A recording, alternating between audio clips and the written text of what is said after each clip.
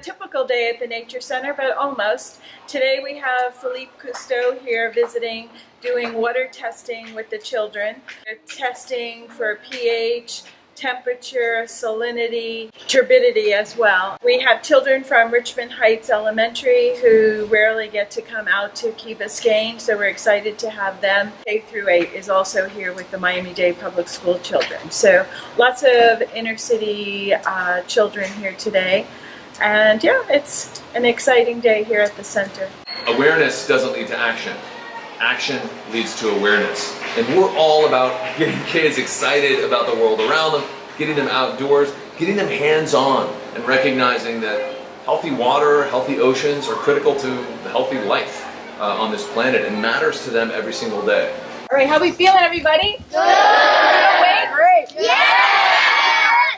Yeah! We're so excited to have you guys here today. How many of you have been to the Biscayne Nature Center before? Okay, so about half. We've got our middle schoolers who've been here before. Awesome. Well, we have a really special day planned for you. This particular location is very, very important. Our Nature Center has served over 2 million young people in South Florida over the last more than 30 years. This place is named after a very special woman. Does anybody know who that is? I don't know, it might be on my shirt. Marjorie Stoneman Douglas. She was an incredible woman. She was an advocate for the Florida Everglades. In fact, she was a warrior. She wrote lots of different articles. She used to write for the Miami Herald. And then she also wrote a book called Everglades, River of Grass in 1947. And that was the first time that people here in South Florida and around the country and around the world realized that we had something very, very special in our state that nowhere else has, right? The Everglades, the moving river of grass. How many of you have been to the Everglades? Yes. Isn't it awesome? Yes. So she was the first to really fight for the Everglades, and she did a great job. She helped a lot of people to understand the importance, and that's why we named the Biscayne Nature Center after her, because she was just that amazing. And we want to remember her every day that we do the work here, because that was the legacy she left for us. So today, you all are going to be learning about the amazing features of Bear Cut Preserve, which is behind us here. And we've got small microcosms of all the different marine and natural habitats that are unique to South Florida. We've got the tropical hardwood hammock, we have the seagrass bed, we have the mangroves, all of that right back here, okay? In addition to that, we're going to be working with Philippe and his team from Earth Echo International to monitor the water quality. And that's going to be even more exciting, because guess what? Most students who come here don't get a chance to do that part and actually test the water quality. It's going to be incredible. I'm so excited for you guys. All right? So we are thrilled to have you here today, and I want to go ahead and introduce to you Mr. Philippe Cousteau, who is a dear friend of mine. We have a series of shows called Exploration Station on television. Philippe's show is called Exploration Awesome Planet, where he travels around the world and looks at incredible things in nature. And then my show is called Exploration Nature Knows Best, and I look at technology and design all inspired by nature. So we work in tandem, and we do a lot of projects together, which are a lot of fun. But without any further ado, Philippe Cousteau. Good morning. Good morning. Let's try it one more time. Good morning. Good morning. That's better. That's better. If you have Hulu, Danny's show is on Hulu, my show is on Hulu, Exploration Station, y'all should check it out, see what we get to do, and see what doing work like this, when you grow up, kind of things you could get to do. This is how I started out, going out into the ocean, testing water. Danny too, working here and growing up down here in South Florida. The Water Challenge is part of my organization, which I founded about 15 years ago in honor of my grandfather, whose name is Jacques Cousteau. And anybody snorkel or scuba dive? Maybe scuba diving? Has anybody gone scuba diving? Yeah, you're what, 10 years old? So my grandfather was a co-inventor. He's co-invented scuba diving. And it's 75 years we've been diving next year. Now, here's the thing.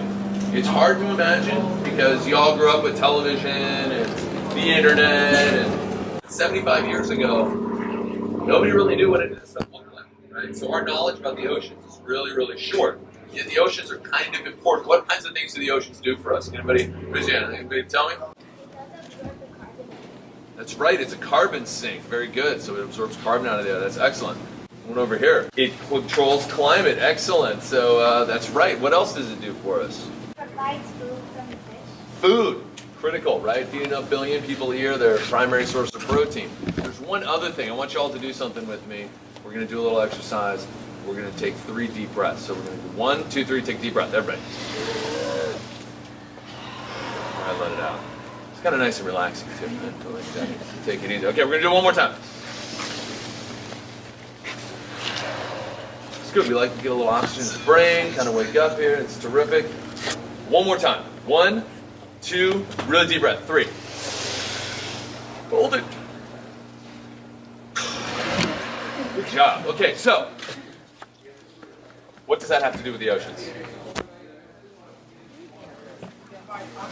My man, that's right. Oxygen. Good job. That's what I was waiting for. So 2 out of those 3 breaths, we thank the ocean, right? We think of forests and we think of, trees and all that stuff providing oxygen, and they do, but most of our oxygen comes from the ocean. So the oceans, as they start to change and their pH changes from absorbing carbon, as we, keep fishing all the fish out of them, when the oceans suffer, we suffer. Right? And now we're seeing more extreme storms. I don't have to tell you guys, you lived through Irma just recently, and Maria and these other storms were just hammering the Caribbean. And so we're really worried that that's going to be just more and more of those kinds of things. So the work that you're doing today really matters, and it's really important because the oceans are the most important life support system we have on this planet. And I don't have to tell you, reading the headlines and reading the news, there's a lot of bad news out there. Right? Unfortunately. And so the good news is that even though maybe sometimes when we're younger, we think like we can't change the world, we can't do anything until we get older, maybe until we're adults, or we can vote, and things like that, it's not true. You have an incredible amount of power on the things that you buy, the influence that you have on your parents, on the people around you in your communities, and spreading the knowledge that you know and that you learn in the classroom from your fantastic teachers. You've got an incredible amount of power to change the world today. And today is all about that. And I'll let Sean talk a little about what we're going to be doing with the water challenge. But it's really putting the tools of change in your hands, and that's what we're here for. Because honestly, I believe that you're the only ones that can really change the world. And I know it's a big responsibility, but you're up to it. Sounds good. Well, thank you all so much for having us here today. We're thrilled to get a chance to go outside and spend the day with you all. And you all, as Philippe said, are going to have a chance to take part in a program today called the Earth Echo Water Challenge. And all of you are going to get a chance to become scientists today to head out with our team, with your teachers and our volunteers to test the water quality right out here off our coast. And it's very important that we go out there and really understand the state of our waterways, because we might be able to look at the water and kind of see what we think it looks like, but we really don't know if it's healthy and it's good for all the things you all just said, supporting life on this planet, unless we get out in the field and really do the science and test the water and see what's happening out there. And today you're going to get the chance to look at 4 main things. You'll test the temperature, you'll test the pH, you'll look at the turbidity, how clear or cloudy the water is, and you'll also see how much oxygen's in the water. And the team out here will help you with all those steps in just a few minutes. And what's really cool is it's not just happening here, but you all are joining over 1 million people around the world who have taken action, young people just like you, on 143 countries who've tested their waterways, and most importantly, shared that data, because it's important that we don't just do the science, but we tell other people what we find. So after today, you'll have a chance to help share all the data we collect through our Water Challenge database. We'll go on a big map online, and we can help teach scientists, people who make policy around ocean conservation, what's really important in understanding the quality of our local water out here. And at the end of the day, we hope that you test the water, we share those results, and ultimately you take some kind of action to help protect your water, because as Philippe said, it's really up to all of us to take actions every day, the small things we do at home, what we do with our friends and family, to help protect and preserve our local waterways here. Who knows about how many people live on this planet? You guys know? Like 7.5 billion? Yeah, it keeps going every day, about 7.5 billion. And of that, almost half are under the age of 25, are young people just like you. So if we're going to address these big challenges that we see on our planet and protect our ocean for the future, we really need all of you to help out with that. Raise our hand for our team from Xylem Watermark. We've got people here from 3 different countries joining us today. We've got Sweden and Germany and Chile. And the U.S. And the U.S., yeah. And Xylem makes all of this possible. They're the ones that sponsor the Earth Echo Water Challenge, and all over the world they're taking action in water. You guys could say a big thank you to them. On the count of 3. Thank you! So hi, my name is Dia Lazanak, and I work at Xylem Inc., and we're a pure flow water technology company. As part of our philanthropic effort, we support charities through Watermark, and we're here today to support the nonprofit Earth Echo and Philippe Cousteau and his team. And today we're at the Biscayne Bay Nature Center, and we're working with young school children to bring the awareness of water and testing water and the importance of water in our community. And I'm here with my colleagues from around the world. This is Joe from Germany, Freddie from Chile. Hi. And yeah, we're excited to be in Miami to help support this great effort. What do you hope to bring home and share with their parents and siblings and friends? Well, we today? hope that they get a greater awareness of the criticality of our water and why it's important that it's clean and that we don't waste it, and why marine life and our oceans around us are so important and how climate change can affect that. So hopefully they'll go home and they'll tell their folks to shut off the faucets, and maybe it'll spark an interest in some of them to go on and make sure that we do, maintain our environment for the long haul, because the young will inherit the earth, right? So we want them to make sure that they have something good to look forward to. And you do this worldwide, or just? We do. A lot of our events that actually Xylem employees participate in are in countries where it's very, very difficult for villages to get clean water.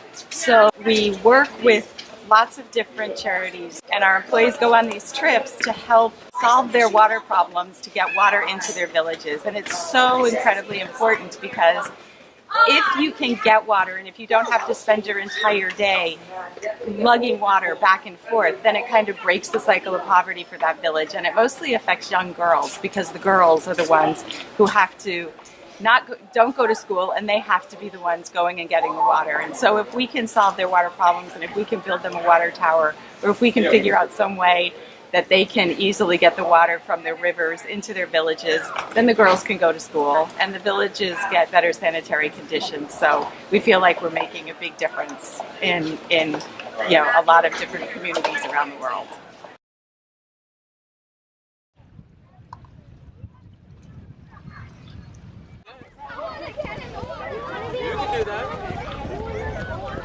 Okay. Good for you. Well, it starts with water.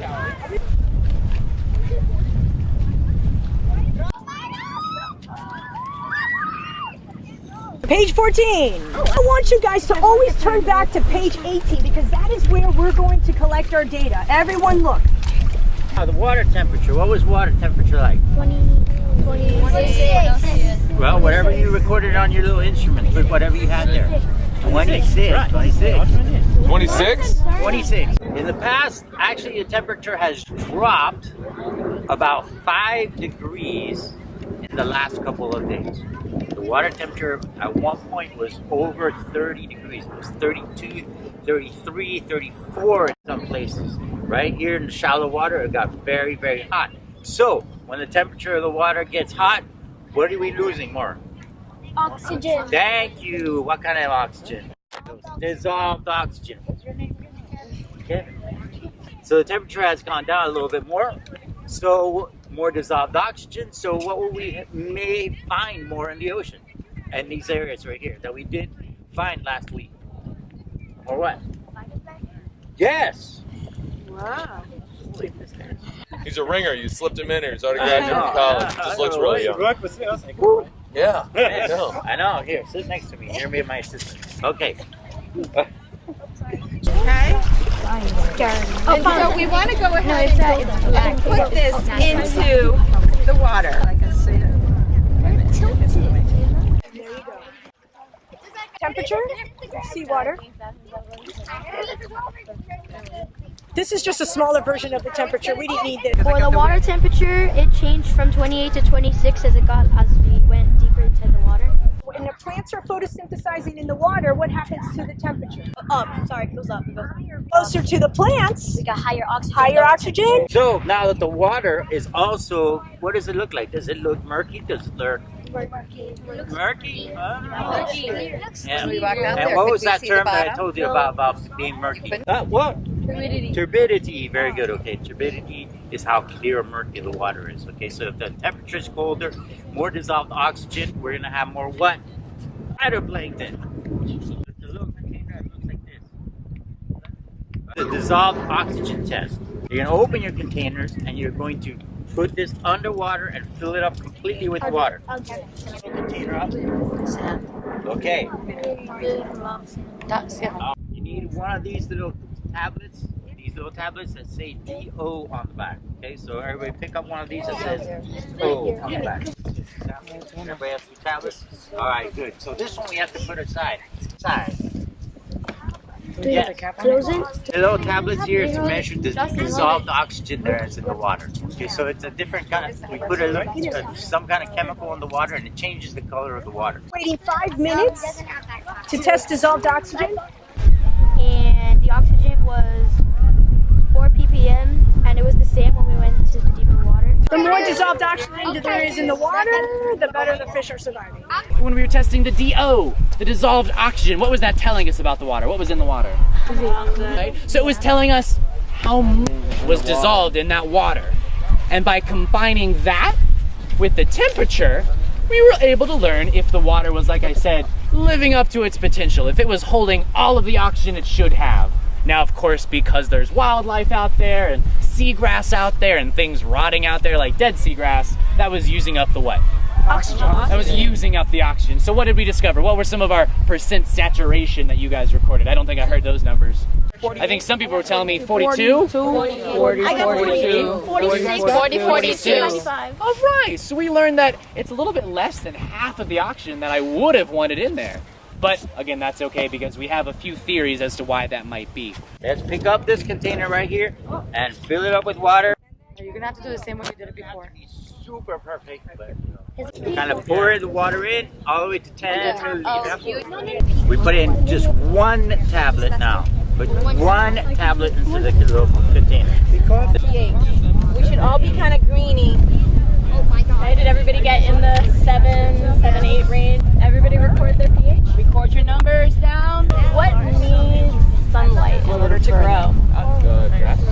Grasses. All of our plants in the ocean need sunlight in order to grow. If the water's super cloudy, the plants are going to have a hard time getting sunlight and have a hard time growing. So that's one of the ways that. This is for pH. We're doing the pH. There you go. We're going to go ahead and tap that.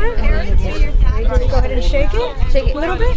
We're going to compare it to our chart. All right, we're going to look for a color that matches our chart. It looks green. What do you think? It kind of looks like yellow. Number 7 and 8. You Number think? 7 and 8. I think Yeah, 7. between 7 and 8. I think it's 7. Yeah, It's number 7. Okay. 7 and 8. How acidic or how basic our seawater is? Basic or acidic, absolutely. And what is water usually? Basic. No, it's a little bit basic, but it's typically in the middle, right? You're absolutely right, though. I did say normally ocean water is about 8, so it's sort of right in the middle there. If it was perfect, like clean drinking water, it'd be 7. Now, when we go out there into the water, I'm going to shift gears now. We are going to be out there to catch some of the wildlife that's out there, using up some of this oxygen, living out there in the seagrass. That means I need to show you how to use these nets so you can catch some of those critters. May I borrow your net, sweetie? If you can't see me, please make sure you can see this net, because this is going to determine if you can catch animals or not. What we're going to do is we're going to basically pretend that we are Cinderella and we are sweeping the floor. Who's ever swept the floor before? I am sure your lives are like Cinderella back home. So friends, make sure that your net is touching the bottom. If it's not, and you're dragging your net like this, will you catch anything? No. No, they're all gonna go underneath. These animals hide at the bottom of the seagrass, so make sure it's touching the bottom and drag it off to the side. Again, just like you're sweeping. Would you sweep behind your feet like this? No. No, if you were doing that, all the animals are gonna get scared away by our tootsies. So instead, keep it off to the side. And by the way, I like to say to drag your net on the bottom for about 10 steps. 10 steps, and that's important because if I said 10 seconds, you would do this. Don't do this. 1, 2, 3, 4, 5, 6, 7, 8, 9, 10. Mr. T, I didn't catch anything. Of course you didn't catch anything. How long did I say to drag it for? 10 steps. Thank you, my seahorses, for listening. After you drag it for those 10 steps, pull it forward and look inside. If you see something flopping or moving or wiggling, friends, this is important. Are you going to reach inside and grab that animal? No. No. Because even though we're out here to find some teeny tiny creatures, we do have animals that can bite, pinch, sting, ooze, wiggle, and give birth. And I don't want that to happen to you or on you. Something wiggly inside that net. Who are you going to bring it to? Yeah, bring it to Mr. T, because I'm going to have these buckets full of ocean water. We'll put all of our samples, all of our critters that we catch in there, Once we've all had some time to catch some animals, we'll bring those right back up here on the beach. I'll sit you guys in a circle again, and I'll get to show you those animals up close. But when it comes to our animals, are we going to find anything this big? No. No, definitely not. What about this big? No. Maybe if we got really lucky. What about this big? Yeah. And this big? But yes, friends, we are going to find some teeny tiny creatures. In fact, hold your thumb up really quick. If you want to find a seahorse today, you are going to be looking for animals about the size of your thumbnail.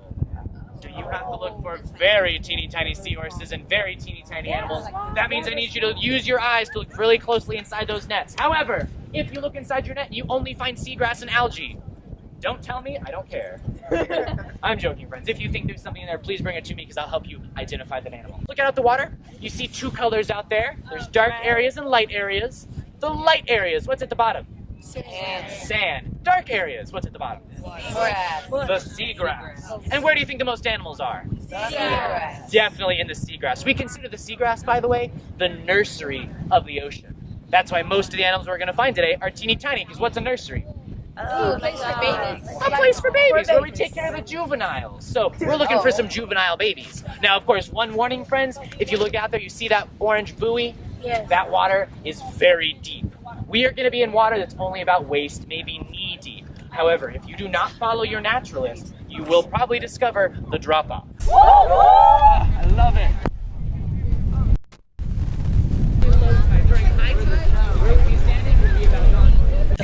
From those results. Are y'all glad that you did that? Yes! Oh, your Key Biscayne's going to be so happy you found out all that information for us. Thank you so much. Bye. Bye.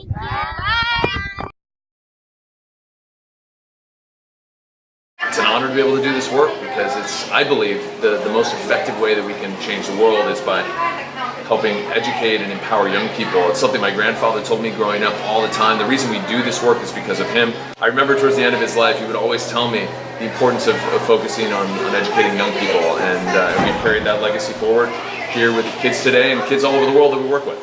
We live on grants and donations, and that's what helps bring underserved children to the center because they live less than 5 miles from Key Biscayne and they never get to come out. So it's a great thing to do for those children and for the environment.